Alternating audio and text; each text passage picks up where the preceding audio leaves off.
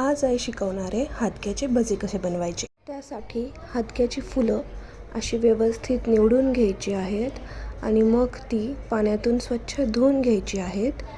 त्यानंतर बेसन पिठामध्ये बेकिंग सोडा, लाल तिखट, जिरे, ओवा,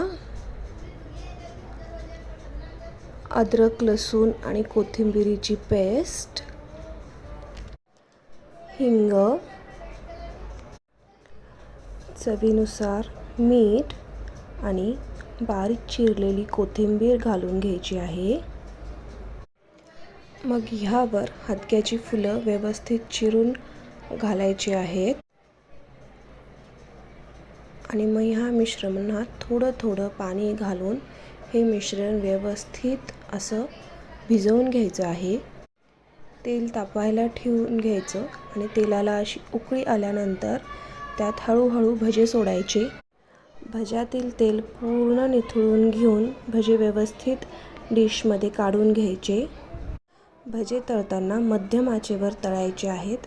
भजे खाण्यासाठी तयार। नक्की ट्राय करून बघा आणि सबस्क्राईब करा।